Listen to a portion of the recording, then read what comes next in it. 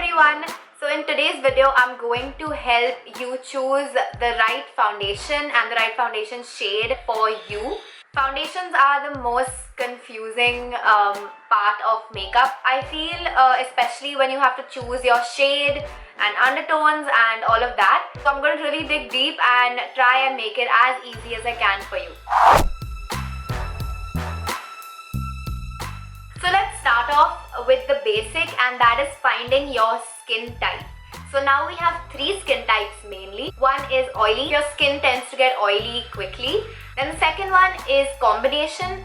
That can also mean normal skin type. You don't get too oily or too dry. You're like in the middle. Or you have places that you get oily. Like usually I am a combination skin type, so I get oily around my T-zone, and the rest of my face I am dry. So that would be a combination. And the third one is dry skin type. The types of foundations. So now we have four types of foundations mainly: liquid foundation, cream foundations, stick foundations, and powder foundations. Let's start off with the liquid foundations.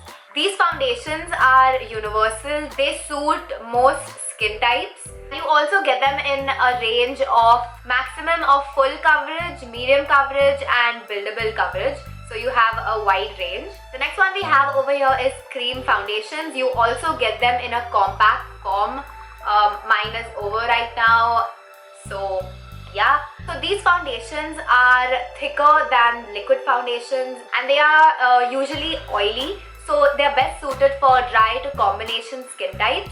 Also, cream foundations are known for full coverage. So people with a lot of marks, and especially on camera for TV series, they usually use cream foundations because it's got really full coverage. In my opinion, cream foundations are a little too thick for daily wear. But of course, you know your skin better. If you feel you need that full coverage look, then these are great. The next one is stick foundations. So in India, you don't really have a lot of stick foundations. Usually high-end brands make these.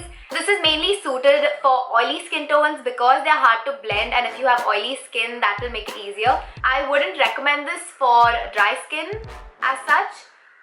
So yeah, that's another one. And the last one we have over here is like a setting powder, but you also get compact powders that you can use. They don't really have a lot of coverage, but if you have naturally flawless skin and sort of on the oily combination skin type, that is really good for midday touch-ups and stuff like that.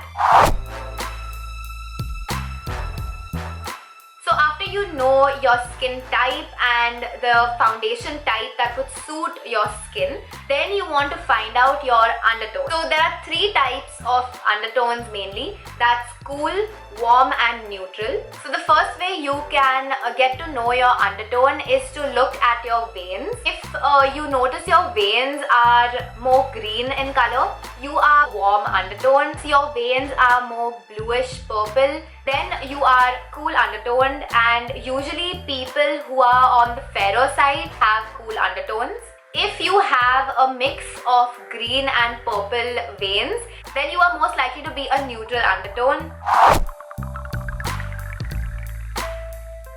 So now that you are clear with all of these things, we're going to move on to how to choose the right foundation shade. The number one mistake people do is when they go to a beauty store, and even the people who actually sell you the foundation, they make you test your foundation on the back of your hand, or sometimes even on the back of your palm of the hand. What is this? Your fist. Yeah, they make you test it on the upside of your fist. Why am I not getting this word? Well, whatever this is, okay? So it's absolutely the wrong place to test it. The back of your hand doesn't get a lot of sun usually in comparison to your face, and so it's obviously going to be lighter, and that's why when you go home and you apply your foundation on your face, it looks whiter. Test it on your jawline right down to your neck. Goal is to match the foundation to your neck skin tone.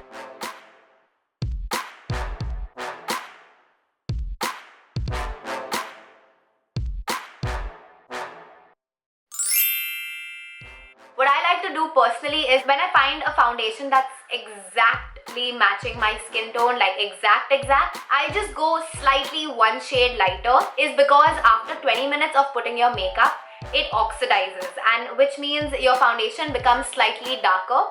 So if you have one shade lighter than your exact skin tone, after 20 minutes your foundation will settle and look natural on your skin. Another thing to keep in mind is the best place to test your foundation is in natural sunlight. So if you're at a beauty store and the lighting is white or yellow, you're going to get the wrong result. What you want to do is just test your foundations, go out in the natural sunlight, take your selfie camera and just see, or take a mirror, that's the best thing, and see what foundation suits you the best.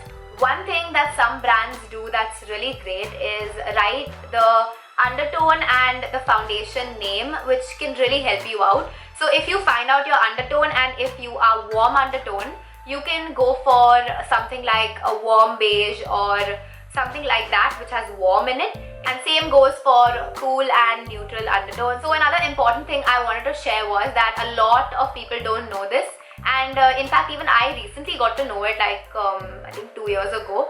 So MAC, the makeup brand, has their foundation names and undertones the opposite of what it's actually supposed to be. I don't know what theory they have behind it. So if you've ever bought a MAC foundation, you will know these words NC31 or NW25 or something like that.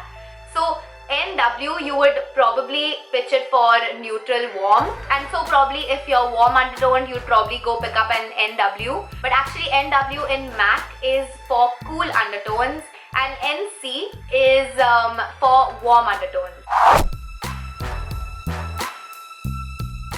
So another thing you can do if you really can't find your foundation, or by chance you've picked a really light foundation or a really dark foundation and you've already spent your money, you can't do anything about it, what you can do is you can mix two foundations. A lot of people do this, especially when your skin shade changes in the sun, you become tanned or fairer. So what usually you can do is mix your foundation, put a little bit of the light foundation, put a little bit of dark, mix it, and just find the right shade for you. So yeah, that's about it. I really hope this video helped, and I just want to say sorry to everybody who has messaged me separately and asked me about their foundation shade. I can't help you through a picture, it's really difficult. So really hope this video helps, and yep, wrapping it up, until next time, bye.